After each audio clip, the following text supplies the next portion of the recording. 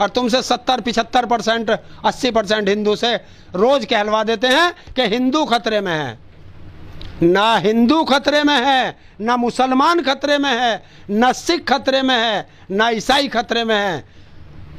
इनका चश्मा उतार के देख लो, ये बीजेपी वाले खतरे में हैं।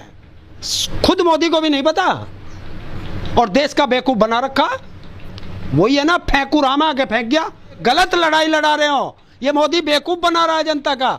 जनता का अब चुनाव आ रहे हैं, जनता महंगाई पे कोई बात ना करे, शिक्षा पे कोई बात ना करे, रोजगार पे कोई बात ना करे, सुरक्षा पे कोई बात ना करे। इन सब को से लोगों का ध्यान हट जाए और तुम्हें हिंदू मुस्लिम पे लड़ा दे।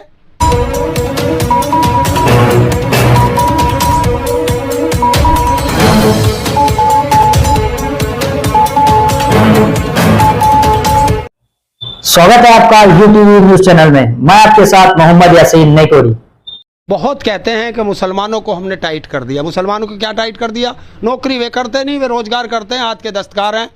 रोज तुम जैसे जाते हो, चाहे साइकिल में पंचर लगवाना हो, चाहे गाड़ी ठीक करानी हो, चाहे कोई मिस्त्री का काम कराना हो, चाहे सब्जी खरीदनी हो, चाहे फल खरीदना हो, सब जगह मुस्लिम अपना रोजगार कर रहा।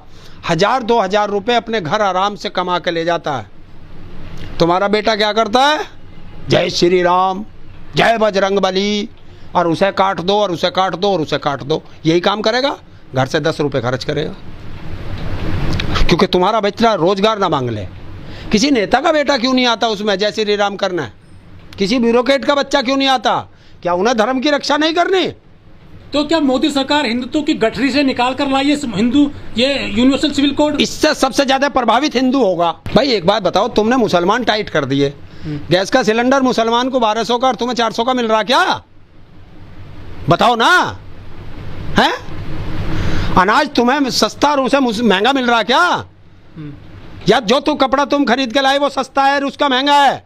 क्या है? जो जब प्लॉट तुम खरीद रहे हो वो तुम्हें सस्ता दे रही है सरकार और उसे महंगा दे रही है। क्या दे रही है उसे?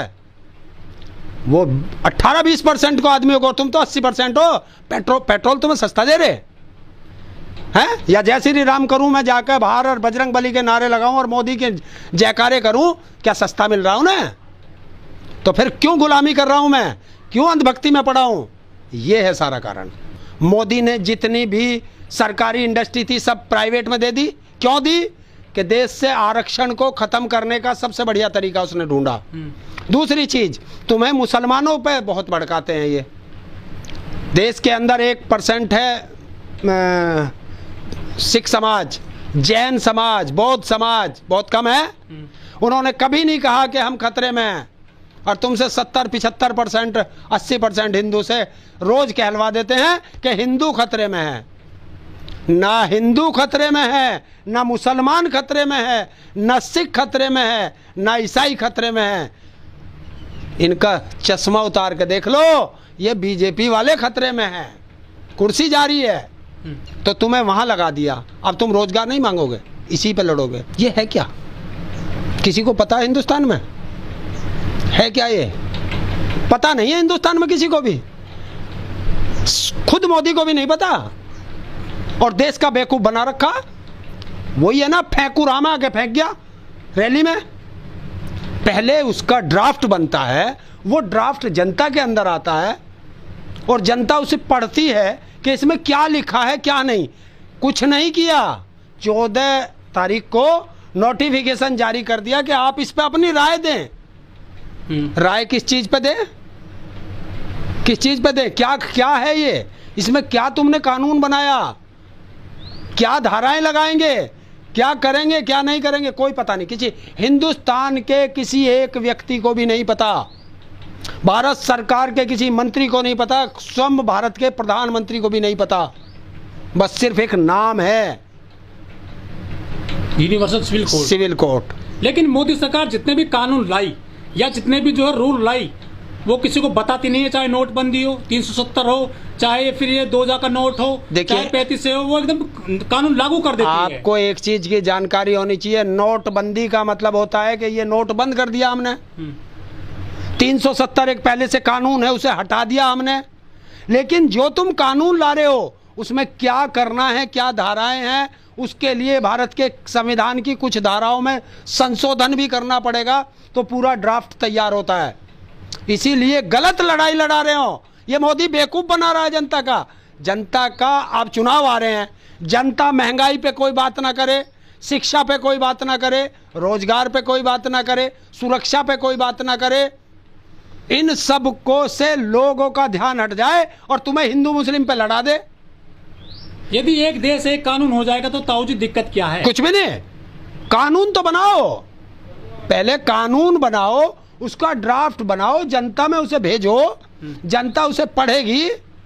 कौन मेरा मोदी सरकार ने चर्चा के लिए छोड़ तो दिया है शगुफा। ये शगुफा नहीं छोड़ा, ये बेवकूफ बना दिया कि जो लोग जब ये चुनाव में जा रहे थे तो अब लोग इनसे पूछ रहे थे कि शिक्षा कहाँ है, स्वास्थ्य कहाँ है, रोजगार कहाँ है, तो उससे हटा दिया ना। जो बेरोजगार थे उन्हें लगा दिया, जो अंधभक्त थे उन्हें ड्यूटी पे लगा दिया कि आप लग जाओ और इस पे चर्चा करना शुरू कर दो। पता किसी को है नहीं कि ये है क्या। मोदी सरकार प्रचार प्रसार करेगी, विज्ञापन जारी करेगी इसके लिए। अरे यार, विज्ञापन तुम कितना ही जारी कर लो, उसे ये तो बताओ इसमें है क्या। जिस तरह से 3 तलाक लाए, ये उसी तरीके से लिखड़ेगा जैसे आपने देखा होगा किसान बिल, और जब पन्ना पलटा तो अडानी बिल, वैसे निकलेगा ये। इससे कोई जाति नहीं, इससे सबसे ज्यादा प्रभावित होंगी आदिवासी, जो ट्राइबल एरिया है वो इससे ज्यादा प्रभावित होगा, इसमें मुसलमान प्रभावित ना हो। लेकिन हिंदू भी इससे और मुसलमान भी, कई लोग इसका जो समर्थन कर रहे हैं यूनिवर्सल सिविल कोड का। यार वो महामूर्ख है जो इसका समर्थन कर रहे हैं वो भी, और जो इसका विरोध कर रहे हैं वे भी। जब तुम्हें पता ही नहीं, एक कहावत है हमारे यहाँ कि सूत ना बुनाई और जुल्हे से लट्ठम लट्ठा। आप पे ना तो सूत है जिससे कपड़ा बुना जाएगा, ना आप पे उसको बुनाई देने के पैसे हैं, और जुल्हे से लड़ रहे हैं कि 10 रुपए कम ले ले और 20 रुपए कम ले ले। पहले सामान तो लाओ, जब ही तो लड़ेंगे। तो तुम्हारी औकात नहीं कार खरीदने की, और हवाई जहाज के दाम पे तुम लड़ रहे हो। तो 2024 चुनाव की वजह से लाया गया है। सिर्फ ये चुनावी है। 9 साल से क्या कर रहे थे, 9 साल से क्या कर रहे थे। हर चीज चुनावी मौसम पे क्यों आती है, यह देश जान चुका है। अच्छा, जो जैसे कि गोवा है या मिजोरम है, नागालैंड है, त्रिपुरा है या हिमाचल प्रदेश है, कई राज्य ऐसे हैं वहां पर कई कानून चलते हैं उनके स्टेट लेवल के, उनको कैसे हटाया जाएगा? तो वही तो लोग प्रभावित होंगे, वही प्रभावित होंगे। देखिए, जो आपने देखा होगा, गृह राज्य मंत्री ने इस्तीफा दिया है, दूसरा बनाया, मेघवाल बनाया। उसने इसीलिए तो कहा है कि मेरा तो सारा इलाका प्रभावित होता है इससे, तो इसलिए मैं नहीं करूंगा, मेरी छुट्टी करो, नहीं जनता मुझे परेशान कर देगी, तुम किसी और को लाओ और जो करना करो। इसलिए वो बदला गया है कानून मंत्री। लेकिन लोग कहते हैं कि मोदी है तो मुमकिन है कानून भी लागू करके जाएंगे। देखिए, कानून जितने चाहो लागू कर लो, कोई दिक्कत नहीं, हमें क्या दिक्कत है, किसी मुस्लिम को दिक्कत नहीं। कुछ पर्सनल लॉ बोर्ड वाले जो नेता हैं वो विरोध कर रहे हैं इस कानून का। वो उन्हें भी पता नहीं ना। कल मैं रात देख रहा था, एक बहुत बड़े पत्रकार है मुस्लिम, उत्तर प्रदेश की, और पूरे हिंदुस्तान के मुस्लिमों की सबसे ज़्यादा वो नब्ज पकड़ते हैं। मैं किसी का नाम लेके नहीं वो करता। उन्होंने बताया, वो मुस्लिमों को कह रहे कि जब तुम्हें पता कुछ नहीं, तुम क्यों कर रहे हो, विरोध क्यों कर रहे हो, पहले कुछ है नहीं। तो वही बात है। लेकिन शाम वाली मीडिया में तो खूब चर्चे होने लगे हैं। देखो, वो तो दलाल मीडिया, वो तो करेगा, उसको तो काम है, उसे तो दे दिया कि तो एक दाढ़ी वाला बैठा ले और एक तिलकधारी बैठा ले और मुर्गे लड़ा ले। वे तो मुर्गे लड़ाने उन्हें तो मतलब ये चर्चा का विषय बन गया 24 के लिए। कुछ नहीं है, कोई चर्चा का विषय नहीं है। जो इन्हें करना करने दो, मेरे से आओ ना, बात करो, कौन सा वो समर्थक भी आओ और इसका विरोधी भी आओ, मैं पूछूंगा ना किस चीज़ का तो तुम विरोध कर रहे हो, किस चीज़ का तुम समर्थन कर रहे हो। कोई एक चीज़ बताओ तो सही। है कुछ नहीं, आया कुछ नहीं। जब तक कोई चीज़ का ड्राफ्ट ना बने, अरे जब तक तुम्हारे घर का नक्शा नहीं बनेगा, घर बन जाएगा क्या? लेकिन मोदी जी अमेरिका गए, वहां तो उन्होंने कह दिया कि यहाँ पर मजबूत लोकतंत्र है और मुस्लिम भी सुरक्षित हैं। देखिए, यही तो है। एक गाना नहीं है, तुमने सुना होगा, नकली चेहरा सामने आए, असली सूरज छुपी रहे। भारत में आके मुसलमान को गाली देते हैं और विदेश में जाकर मुसलमानों की मस्जिद में नतमस्तक होते हैं, तो इसे क्या कहोगे? लेटेस्ट न्यूज अपडेट्स के लिए YouTube एक्सप्रेस को सब्सक्राइब कीजिए, साथ में बेल आइकॉन को भी क्लिक कीजिए। साथ ही साथ लाइक, शेयर और कमेंट करना ना भूलिए।